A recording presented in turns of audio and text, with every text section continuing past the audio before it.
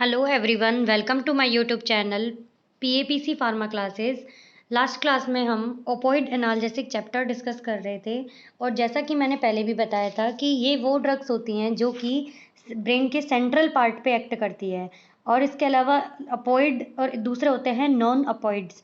Non अपोइड्स जो होते हैं वो सेंट्रल पार्ट में एक्ट नहीं करते, वो एक्ट कहाँ करते हैं, वो एक्ट करते हैं पेरीफेरी में, पेरीफेरल पार्ट में, वहाँ वो एक्ट करते हैं। जबकि जो अपोइड वाले हैं वो कहाँ करते हैं, सेंटर पार्ट में।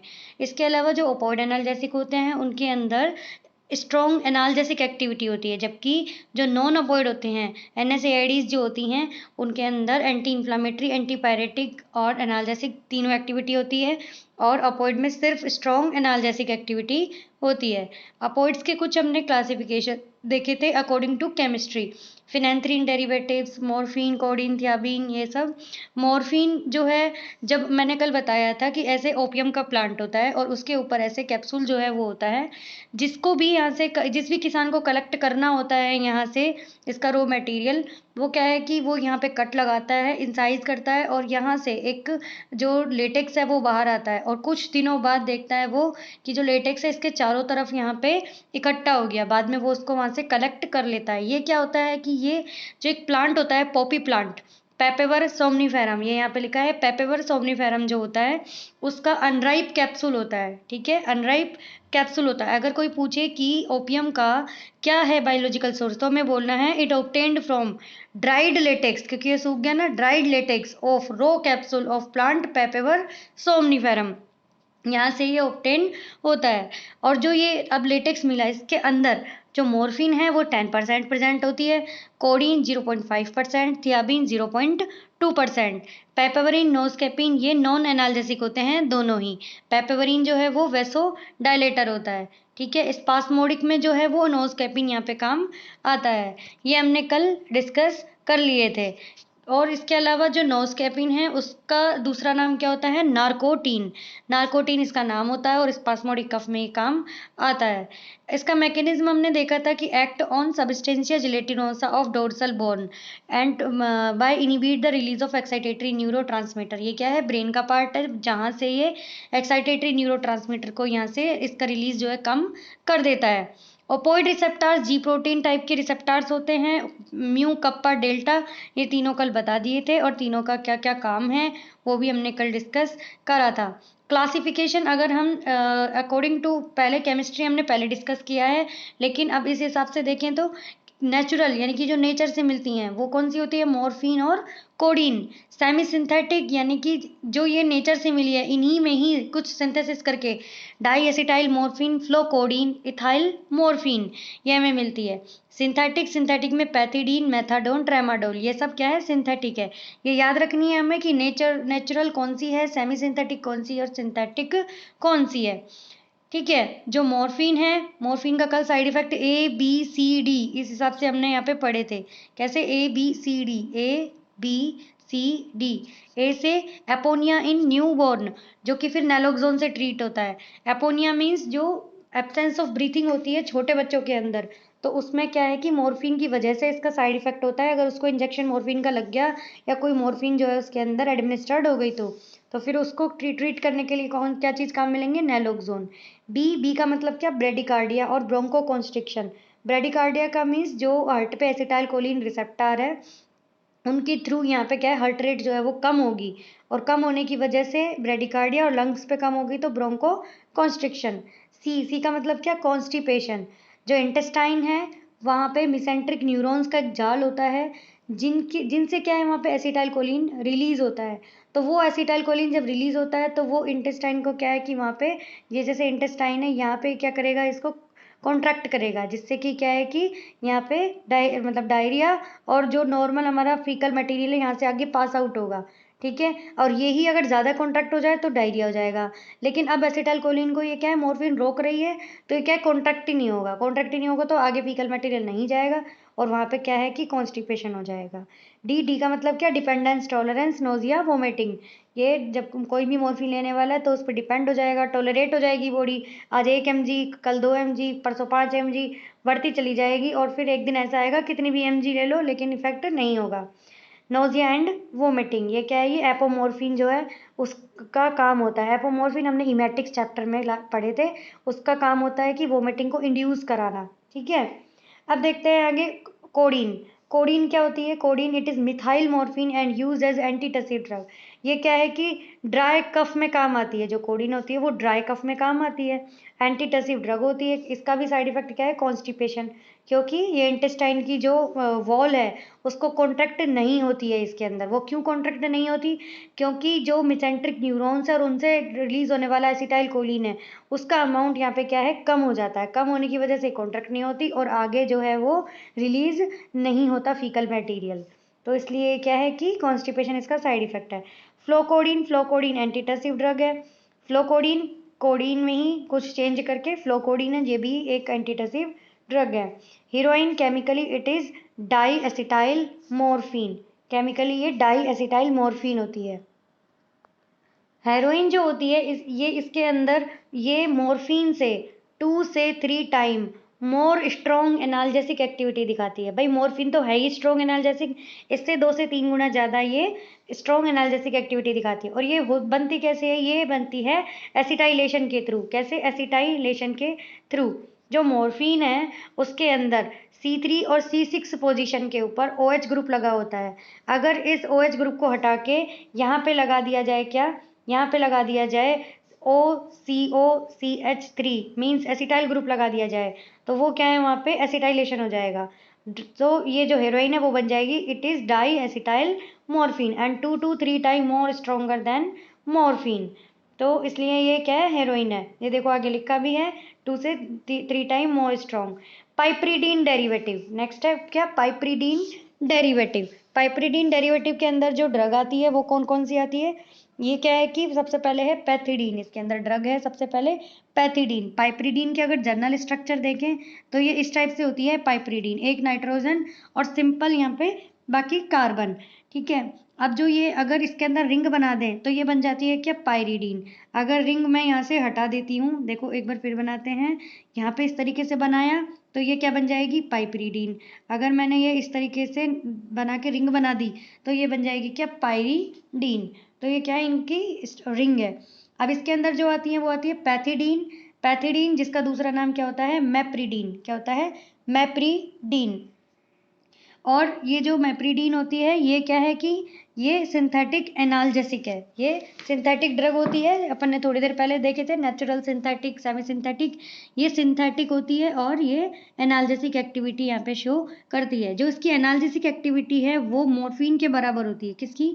पैथिडीन की। यानी मॉर्फिन जितनी स्ट्रॉन्ग एनाल्जेसिक है उतनी ही स्ट्रॉन्ग जो है वो पैथिडीन है। नेक्स्ट देखते हैं फेंटेनाइल। फेंटेनाइल ये भी पाइपरीडीन डेरिवेटिव है, यानी कि इन दोनों की स्ट्रक्चर में पाइपरीडीन रिंग मिलेगी।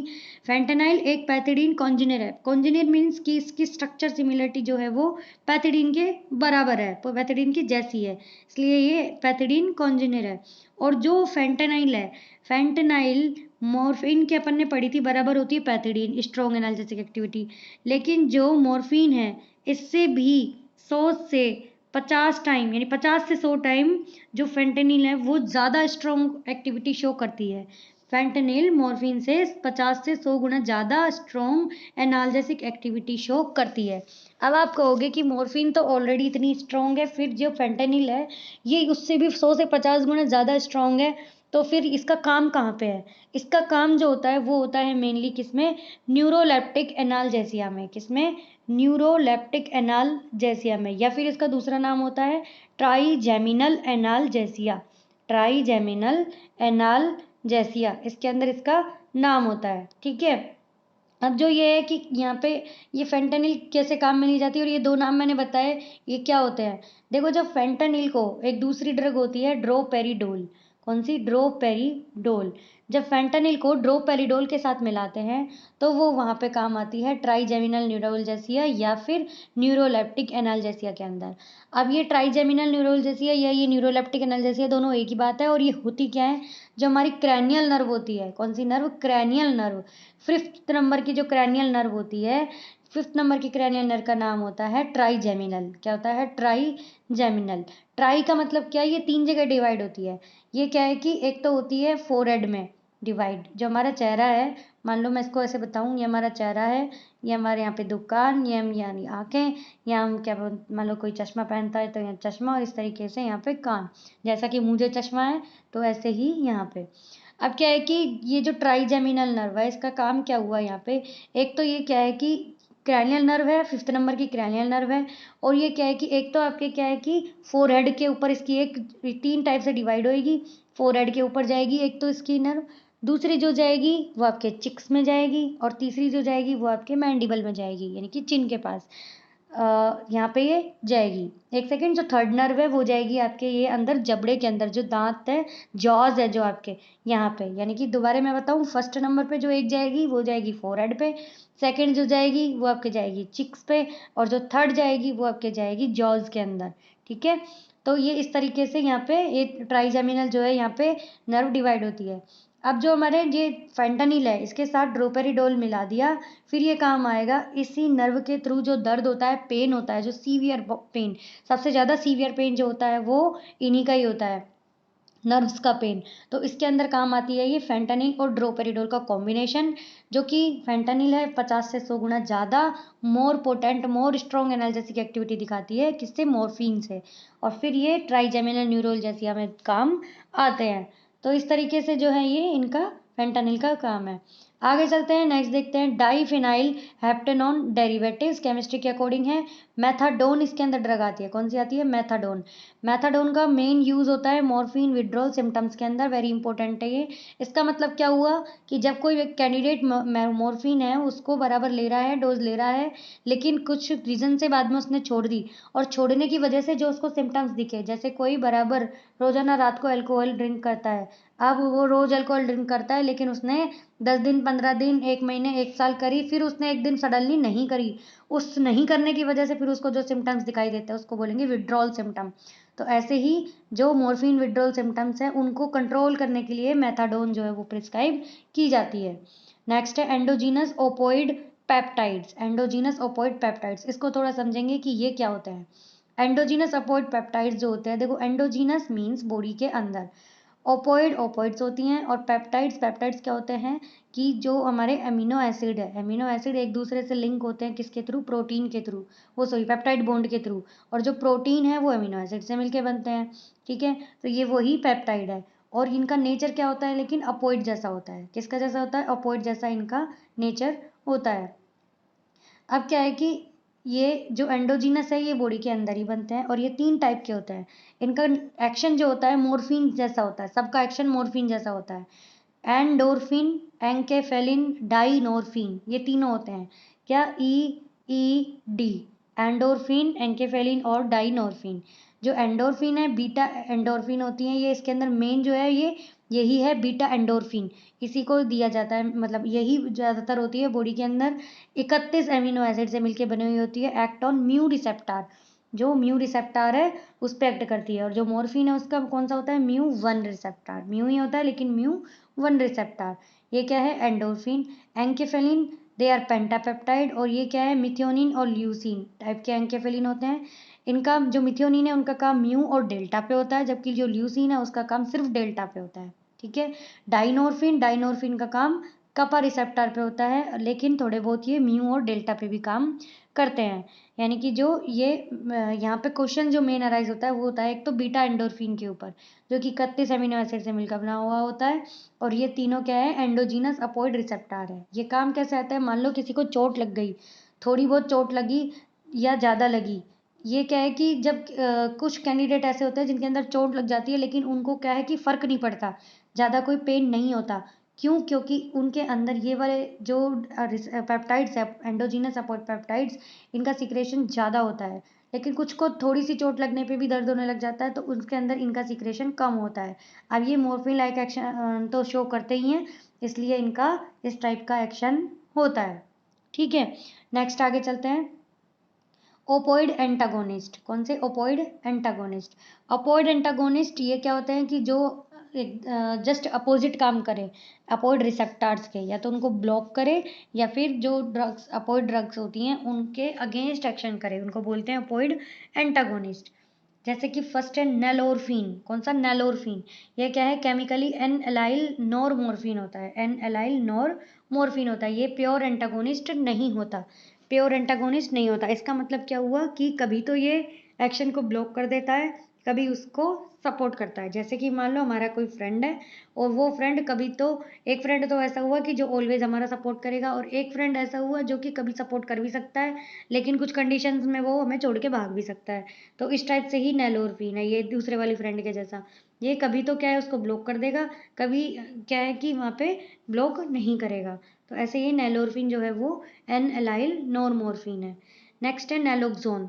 Competitive antagonist of all opioid receptor, यानी कि ये कंपटीशन करता है सारे रपोइड रिसेप्टार से, उनको ब्लॉक करता है। ठीक है। कॉम्पिटिटिव का मतलब कि जो मतलब इनिबिशन होता है कॉम्पिटिटिव नॉन कॉम्पिटिटिव टाइप का, तो उसमें कॉम्पिटिटिव टाइप का ये इसके अंदर एक्शन करता है, यानी कि ये अपॉइड रिसेप्टार्स को यहाँ पे ब्लॉक करता है। और ये suitable for morphine poisoning apnoea respiratory failure caused by its overdose, यानी कि मॉर्फिन की पॉइजनिंग की वजह से एपोनिया रेस्पिरेटरी फेलर ये सभी जब हो जाते हैं तो उसके अंदर क्या है कि नैलोक्सोन जो है वो प्रिस्क्राइब की जाती है। ये यहाँ पे क्या है कि ये यहाँ पे प्योर एंटागोनिस्ट है। जो नैलोक्सोन है वो प्योर एंटागोनिस्ट है, जबकि नैलोरफिन प्योर एंटागोनिस्ट नहीं था। नैलोक्सोन जो है वो high first pass metabolism show करता है, इसीलिए इसको ओरली प्रिस्क्राइब नहीं करते। कैसे नहीं करते? ओरली प्रिस्क्राइब इसको नहीं करते, क्योंकि ये क्या है, high first pass metabolism show करता है। इनके अलावा जो नेक्स्ट है नैलट्रिक्सोन, ये more potent then naloxone, naloxone से भी ज़्यादा पोटेंट है। ये यूज्ड ओरली फॉर अपॉइड एडिक्ट्स, जो एडिक्ट हो गए बिल्कुल अपॉइड का, जिनमें एडिक्शन होने लग गया, उनके लिए नैलट्रिक्सोन जो है यहाँ पे ये काम आती है। नैलोक्सोन से ज़्यादा ये क्या है, पोटेंट होती है। ठीक है। इसके अलावा एक और एंटागोनिस्ट जो अलग से होती है वो होती है नैलमीफीन। कौन सी? नैलमीफीन। ये भी क्या है कि एक एंटागोनिस्ट होता है अपॉइड रिसेप्टर्स का, ये भी इसके अंदर काम आता है। तो इस तरीके से ये क्या है कि अपॉइड के एंटागोनिस्ट है। ये यहाँ पे पूरा चैप्टर अपॉइड का जो है वो पूरा हुआ। क्या पढ़ा हमने इसमें? अपॉइड, अपॉइड के बारे में पढ़ा, क्या होता है, कैसे अपॉइड एनाल्जेसिक काम करते हैं, कौन कौन से टाइप के होते हैं, सिंथेटिक कौन से, सेमी सिंथेटिक कौन से, और नेचुरल कौन से, फिर क्या इनका मैकेनिज्म होता है, कौन कौन से अपॉइड के रिसेप्टार्स होते हैं, किसके क्या साइड इफेक्ट है, कौन सी ड्रग केमिकली क्या है, ये सारे के सारे अपन ने यहाँ पे देखे। और लास्ट में देखा कि कौन कौन से अपॉइड एंटागोनिस्ट होते हैं। इसी के साथ आज की ये क्लास फिनिश होती है। नेक्स्ट क्लास में नेक्स्ट टॉपिक के साथ मिलेंगे। तब तक के लिए थैंक यू, धन्यवाद, जय हिंद, जय भारत।